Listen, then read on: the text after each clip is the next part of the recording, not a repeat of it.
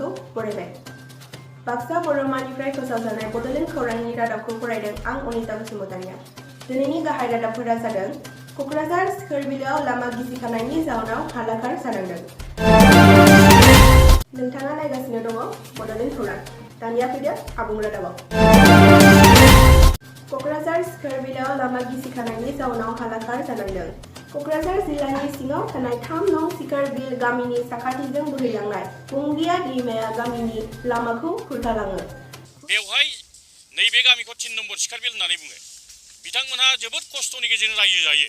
बिसोर हाजिरा मावनानै जाग्रा मानसिफोर। बिथांमोननि न'आ सिगाङाव बै दै बारि दंमोन।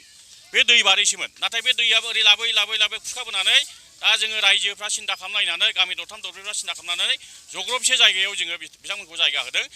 दा बे जग्रबसे जायगायावनो बिथांमोनहा मोनसे एखेबारे जे जायगायाव मानसिया थांना थानायनि खुनु परिबेसानो गैया बे जायगायाव बिथांमोनहा दिनै रायजो जानानै दं।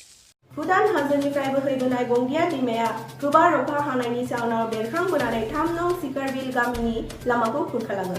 नस्थ'आथ' बे गामिनि मानसिफ्रा मोजाङै बुंनो हाबावगोन। दा नोंथांमोनहा नुबाय गासिबो बिनि लामायाथ' जोब्बाय बिनि बिफां लाइफां दङमोन बे जोबजोब्बाय आरो दा नैबे कारेन्टखौ बे ओनसोलनि मानसिफ्रा कारेन्ट डिपार्टमेन्टनि मानसियाथ' नुजाफैया खुनुरुखुम गावसोरनो खस्थ' खालामनानै एखेबारेनो बबेबा बिफांखौ दानफायनानै बबेबा गय बिफांजों खाजाबनानै कारेन्ट सावगासिनो दङ।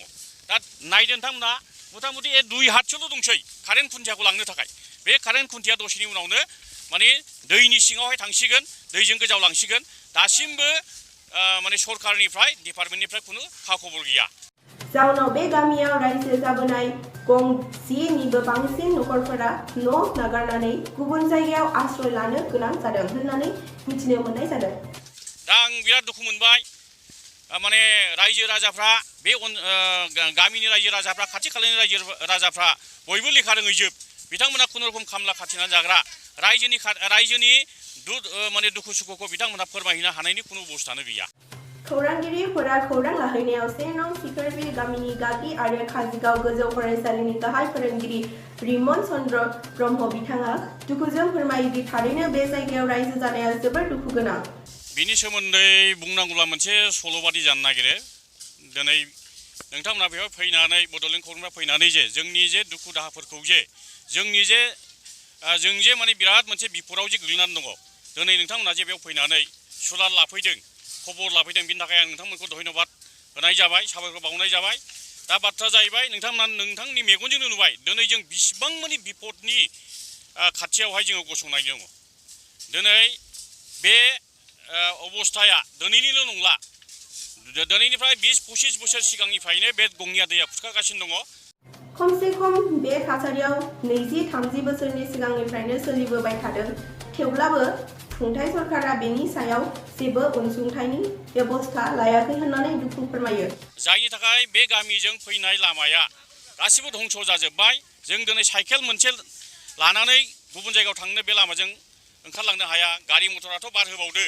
बेनिफ्राय जोंनि गथ' गथायफ्रा बे जायगानि गथ' गथायफ्रा फरायसालियाव थांनांगौ लामायानो जोबनानै फैबाय। क'क्राझारनिफ्राय बिनन्जय नार्जारिनि रिपर्ट बड'लेण्ड खौरां। आंथ' दुखुनि गेजेरजोंसो आं खावलायनो नागिरदों। दिनै जोंहा बोसोरनै बोसोरथामनि सिगाङाव जोंनि जाय MLA रबिराम नार्जारि बिथाङा सिगांनिफ्रायनो जोंनि जाथिनि थाखाय खामानि मावबोनाय। बिथाङा एबसुनि सासे दैदेनगिरिमोन। बिथाङानो दिनै जोंहा भाग्यआ मोजां MLA जानानै फैदों। दा बिथां MLA जानायनि उनाव नाथाय बिथाङा जोंनि बे ओनसोलबासिनि जे दुखु दाहाफोरखौ जे मोजाङै नायनानै बिनि सायाव मोनसे प्रटेक्सन होनायनि, बिनि सायाव माबा मोनसे बेबस्था लानाय खामानि मावनांगौमोन।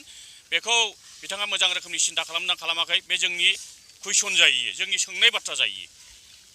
खारन बोसोरनै बोसोरथामनि सिगाङावहाय मोनसे बल्डार नेट फेन्सिंनि बेबस्था खालामदोंमोन।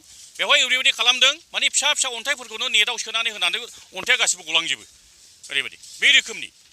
दा जायनि थाखाय दिनैहाय माने रासिन दुखुनांथाव बाथ्रा जानानै फैबाय। दा मोनानि गेजेराव नैबे गामिया जे जायगायाव 30-40 माने न'खरसोआ खुनुरुखुम खस्थ'नि गेजेरजों दा दङ। दा बिसोर दा मोनायाव बे जायगायाव थानो हागोन ना हाया बे खुब साननांगौ बाथ्रा जानानै फैबाय।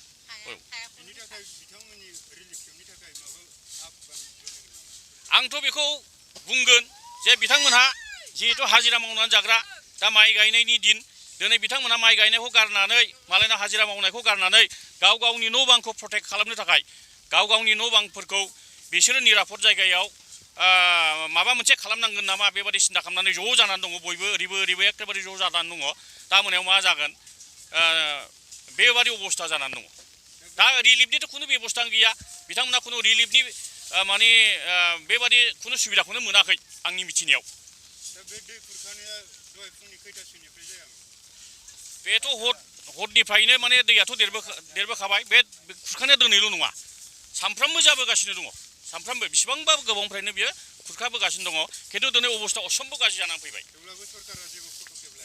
जेबो पदक्षेप लायाखै जेबो गैया एखे जिर'